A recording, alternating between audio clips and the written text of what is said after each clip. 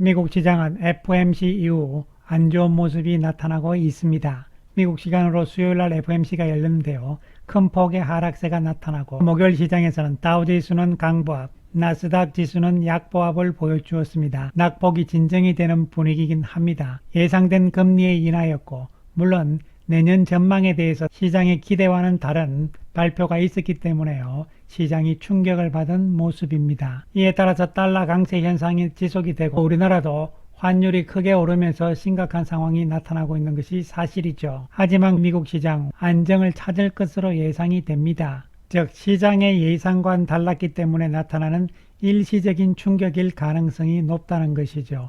추세적으로 봤을 때는 금리는 하향 쪽으로 방향을 완전히 잡은 것인데 속도를 천천히 하겠다 이런 뜻으로 해석을 하시면 되는 것이고요. 그래서 미국의 FOMC 위원들이 금리를 결정하는데 이들의 내년 이후부터의 전망치들이 이제 공개가 되는 것이죠. 이것이 점도표가 되는 것인데요. 내년 기준금리 3.375까지 내려갈 것이라는 당초의 전망이 3.875로 높아진 것이고요. 그리고 내년에 4차례의 금리 인하가 있을 것으로 예상을 했지만 2차례의 금리 인하가 있을 것으로 점도표상 나타난 것이고요. 금리 인하의 종료 시점은 27년까지 이어지고 최종 금리 인하는 당초에 6번 있을 것으로 예상을 했지만 이번 점도표상으로 봤을 때는 5번 있을 것으로 예상이 된 것이죠. 물론 이 점도표도 내년과서는 또 달라질 수 있습니다. 이번 결과에 따라서 시장에 충격이 오는 것은 일시적일 수밖에 없다는 것이죠. 이러한 미국 시장의 불안감으로 인해서 우리 시장 역시 연이틀 하락세인데요. 금요일 코스피 지수는 마이너스 1.30% 하락,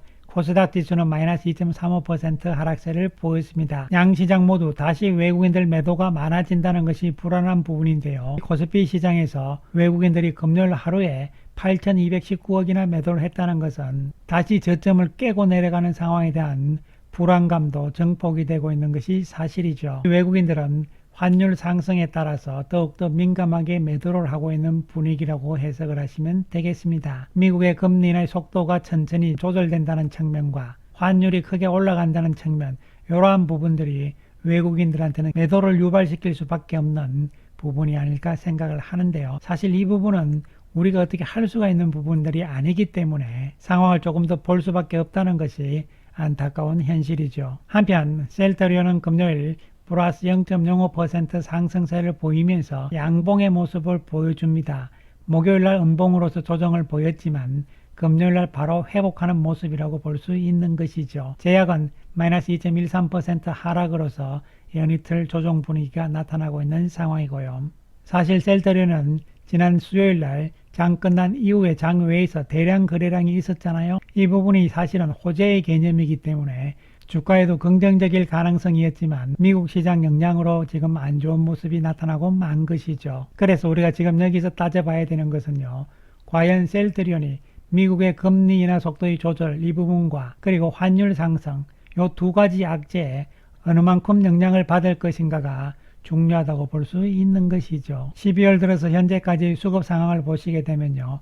외국인들은 그 자리 상태죠. 샀다 팔았다 이러한 단기 매매를 지속했다고 볼 수 있는 것이고요. 반면에 기관 투자가들은 매수 우입니다. 특히 연기금이 12월 들어서 매수 강도가 강해지고 있는 상황이죠. 금요일은 외국인들이 소폭의 매수 우이잖아요. 이것은 매도를 멈췄다는 데 의미가 있는 것이고요. 연기금 역시 목요일날 많이 팔았지만 금요일 다시 판만큼 되샀다 이런 측면에서는 수급이 뒷받침되기 때문에 셀트리온의 주가 움직임도 단기적인 영향으로 그칠 가능성이 높다고 볼 수 있는 것이죠. 미국의 금리 인하에 대해서요. 내년 들어서 매파적인 금리 인하의 속도가 늦춰진다 이런 측면이긴 하지만 중요한 것은 금리 자체는 추세적으로는 하락기에 접어들었다는 것이죠. 금리가 하락 추세 쪽으로 가는 그 시점, 그 시기에 바이오주들은 미국도 마찬가지고 국내도 마찬가지고 상승 추세로 돌렸다는 것이 핵심이 되는 것이죠. 금리 인하 쪽으로 천천히 간다는 것 뿐이지 아예 금리 상승으로 바꾼다는 것은 아니기 때문에요.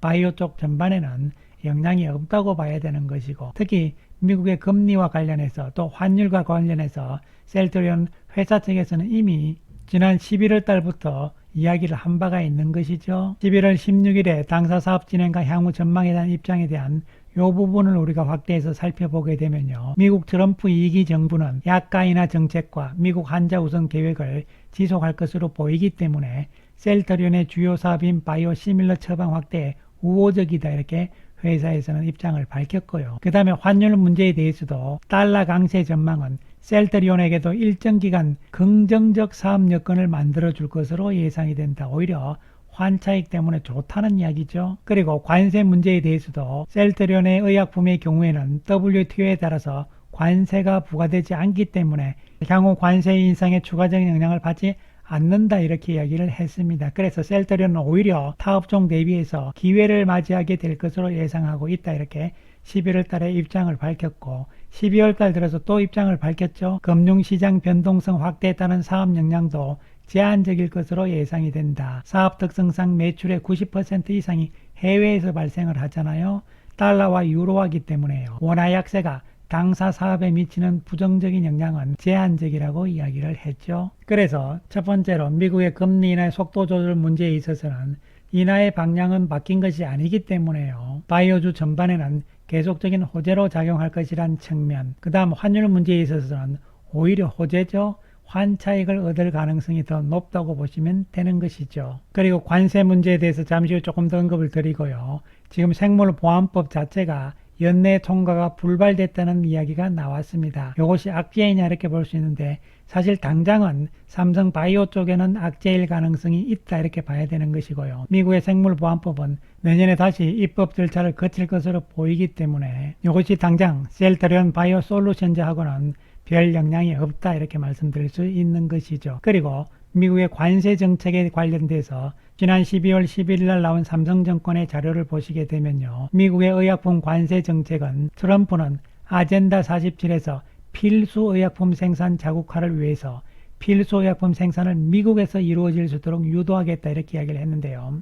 그래서 미국의 공장을 지어야 되는 것 아니냐는 이야기들이 있긴 했습니다만 그건 아니죠. 왜냐하면 필수 의약품은 대부분 제네릭입니다. 화학의약품 쪽이잖아요. 그런데 우리나라 한국 기업이 수출하는 대부분의 의약품은 필수 의약품에 속하지 않는다는 것이죠. 셀트리온이 생산하는 항체 의약품은 만성질환 치료제에 속하기 때문에 트럼프가 이야기하는 관세 정책하고는 관련이 없다. 셀트리온이 수출하는 항체 의약품은 필수 의약품이 아니기 때문에 그에 포함이 되지 않는다 이런 이야기죠. 그리고 삼성증권은 이 자료에서요. 짐펜트라에 대한 이야기를 했습니다. 짐펜트라의 그거는 여전한 기대 이렇게 이야기를 했고요. 짐펜트라에 대해서 시장 기대치가 낮아져 있으며 3분기, 4분기에도 짐펜트라의 미국 처방이 아쉬운 수준으로 유지가 되고 있다. 그러나 보험 환급이 본격화되는 25년에는 짐펜트라의 처방 확대를 기대한다 이렇게 이야기를 했고요. 또한 처방 추이를 데이터를 보시면요. 규모가 자체가 기대보단 적다는 것이죠. 추세적으로는 계속 증가 추세에 있다 이렇게 보시면 되겠습니다. 그리고 지난 18일이죠. 수요일날 장외에서 615만 주의 거래가 있었습니다. 이 부분에 대해서 여러가지 이야기들이 나오고 있는 상황인데요. 실제적으로 보시면요. 지난 3분기 분기 보고서를 보시면 아이온 인베스트먼트 이것이 바로 테마섹이잖아요. 테마섹이 9월 30일 기준으로 해서 가지고 있는 주식수가 614만 6,833주였단 말이죠. 그렇기 때문에 수치가 비슷하잖아요. 따라서 이번에 테마섹에서 매도했을 가능성이 크다고 추정을 할 수 있겠습니다. 아직 공식적인 발표는 없는 것이죠. 왜냐하면 공시 의무가 없습니다. 5% 이하이기 때문에요. 회사 측에서도 이것을 의무적으로 밝힐 부분들은 아닙니다. 의무 상황은 아니지만 주주들에게 알린다는 측면에서 회사 측에서 이야기를 좀 해줬으면 하는 기대를 가지고 있는 것이죠. 어쨌든 확실한 발표는 없었지만 추정을 해볼 때는 테마섹에서의 매도 가능성이 높은데요. 창구를 보시면은 12월 18일 날 골드만삭스 창구를 통해서 매수매도가 이루어졌습니다. 어쨌든 주식 거래는 증권사를 통해서 해야 되는 것이잖아요. 골드만삭스 서울 지점을 통해서 거래가 됐다는 이야기죠. 여기서 우리가 추정하는 매도 쪽은 테마섹, 아이온 인베스트먼트라고 보고 있는 것이고, 그렇다면 매수한 쪽은 어디냐 이런 것이잖아요. 첫 번째로는요. 골드만삭스 증권사가 자기들 고유 계정으로 이것을 샀을 수도 있습니다. 두 번째로는요. 골드만삭스는 증권사로서 단순히 중개인 역할만 해줬다. 다른 쪽에서 누가 사갔다 이렇게 볼 수 있는 것이죠. 그래서 누가 사갔느냐 이런 측면에서 외국인들이냐 아니냐 뭐 공매도 세력이냐 여러 가지 말들이 많은 상황이죠. 그런데 현재 셀트리온의 공매도 잔고는 180만 주대입니다. 누가 사갔는지는 알 수가 없습니다. 왜냐하면 당연히 이 정보는 비공개, 공개가 되면 안 되는 것이잖아요. 그래서 중요한 것은 이러한 대량 거래가 앞으로 셀트리온 주가에 어떠한 영향을 줄 것인가. 결론적으로 말씀드리면요, 이것은 호재일 가능성이 높다죠. 왜냐하면 추정이긴 합니다만요. 어쨌든 만약에 테마색에서의 매도라면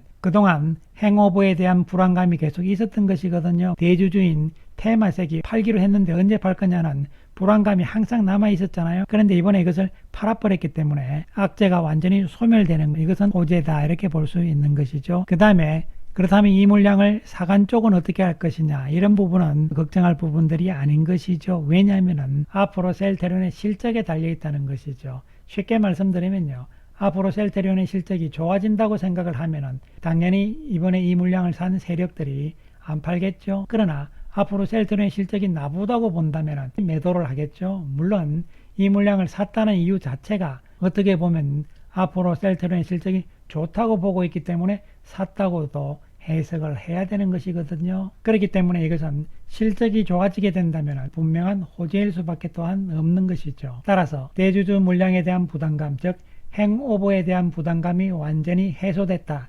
악재가 소멸됐다는 측면, 그리고 향후 셀트리온의 실적을 좋게 보는 세력 쪽에서 매수했다고 본다면 또한 호재로 봐야 되는 것이죠. 그래서 결국은 앞으로 셀트리온의 실적에 모든 것이 달려있다고 볼 수 있는데요.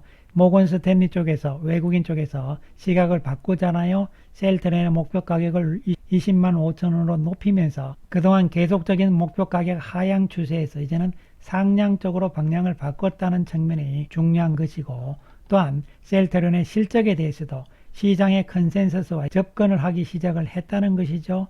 모건 스탠리의 추정치들이 시장의 컨센서스와 차이를 계속 좁히고 있다는 부분도 중요한 부분이 되는 것이죠. 결국은 당장 25년 실적에 대한 기대감, 이러한 부분들이 외국인 쪽의 시각도 긍정적으로 바꿀 가능성이기 때문에 어쨌든 간에 이번 대량 거래는요, 호재라고 볼 수 있는 것이죠. 단기적인 셀트리온의 주가 움직임 역시 안정적으로 볼 수 있습니다. 시장 상황과 더불어서 소강 국면이 나올 수 있겠지만 크게 밀리는 상황은 별로 없을 것으로 보이고요. 결국은 예상을 했던 대로 박스권 고점을 돌파를 시도할 것으로 예상이 되고, 또한 월봉상으로 우리가 보더라도 결국은 12월 달에는 양봉으로 마감될 가능성이 높아지고 있고요. 수급적인 측면에서 연말 효과, 25년 내년 실적에 대한 기대감들이 있기 때문으로 볼 수 있는 것이고요. 그리고 1월달 일시적인 조정은 있겠지만 양봉의 가능성, 25년 실적 추이에 따라서 25년 주가는 추세적으로는 상승 추세로